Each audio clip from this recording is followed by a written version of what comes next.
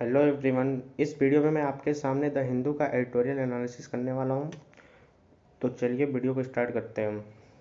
इसमें जो पहला आर्टिकल है चेक डू नॉट क्रॉस और जो सेकंड आर्टिकल है एडमोनिशमेंट दैट एंडेंजर द कॉन्स्टिट्यूशन, ये दोनों आर्टिकल जो हैं वो बेसिकली एक दूसरे से लिंक करते हैं और जुडिशरी पे ही बेस्ड हैं।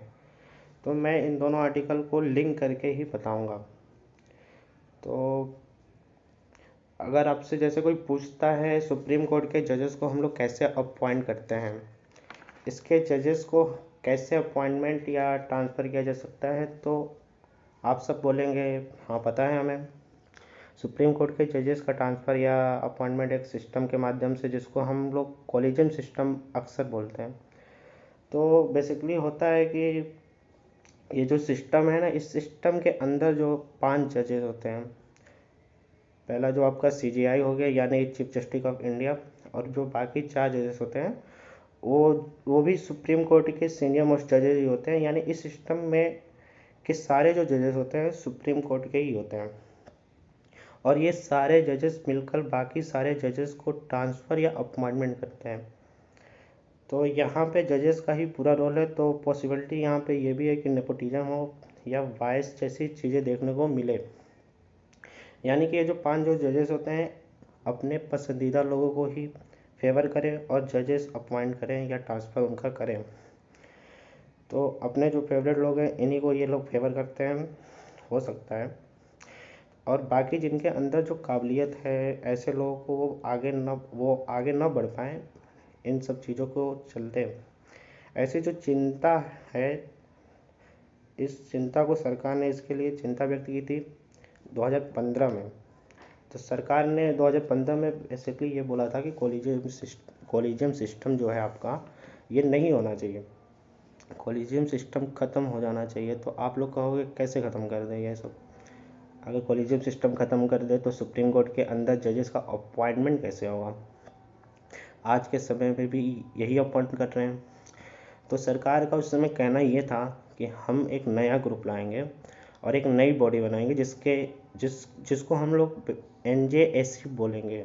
एनजेएसी मतलब नेशनल जुडिशियल अपॉइंटमेंट कमीशन, ठीक है ना। तो हम लोग एक नया ग्रुप बनाएंगे जिसका नाम होगा नेशनल जुडिशियल अपॉइंटमेंट कमीशन, और इससे हम लोग जजेस को अपॉइंट करेंगे या फिर जो भी करना होगा ट्रांसफ़र करना होगा ये करेंगे। तो एनजेएसी क्या है?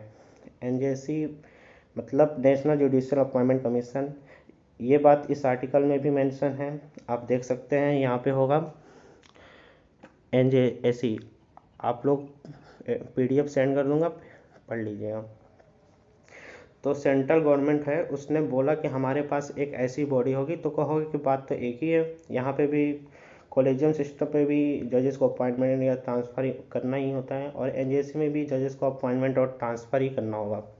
तो इन दोनों में बेस्ट डिफरेंस क्या है? तो डिफरेंस एक है, तो कॉलेजियम सिस्टम के अंदर तो सिर्फ सुप्रीम कोर्ट जजेस हैं और जो सुप्रीम कोर्ट के ही हैं। तो दूसरी तरफ जो एनजेएसी लाने का प्रस्ताव जो रखा गया था, एनजेएसी को 2015 में लाया गया था कि, लेकिन सुप्रीम कोर्ट ने इनको खारिज कर दिया था।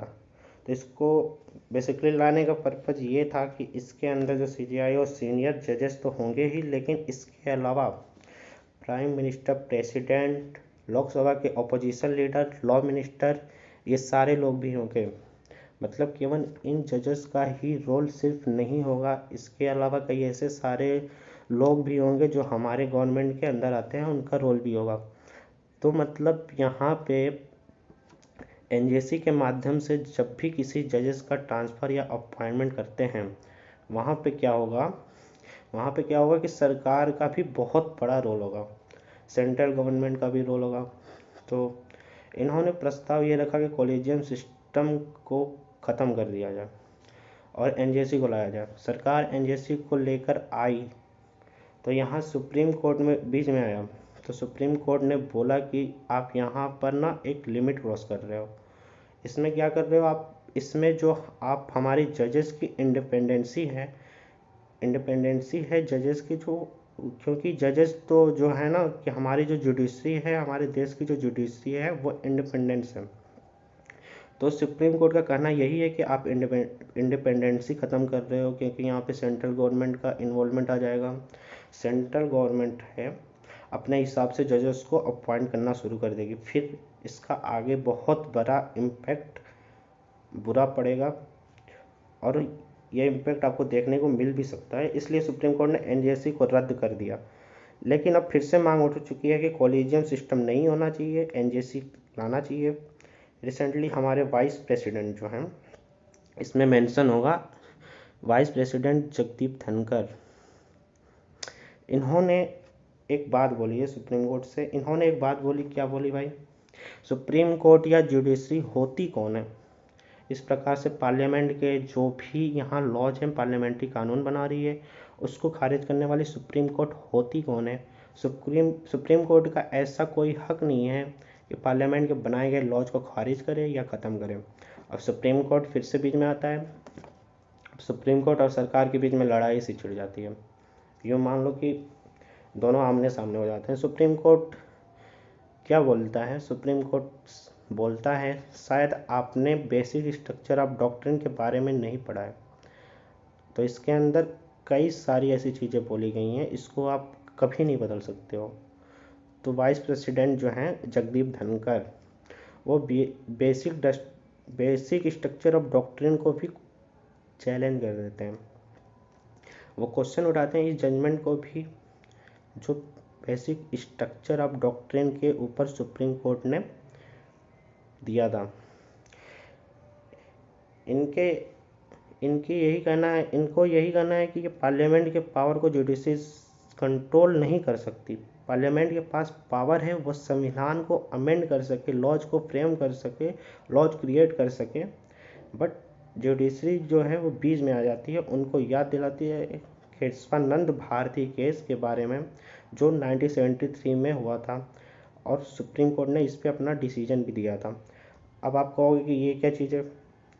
तो केशवानंद भारतीय केस 1973 में हुआ था, इसी से basic structure of doctrine involve हुआ था। अब और इस आर्टिकल के बारे में अगर आप पढ़ना चाहें तो इस वीडियो में पढ़ सकते हैं हम। आज के लिए बस इतना ही, क्योंकि it is my first video और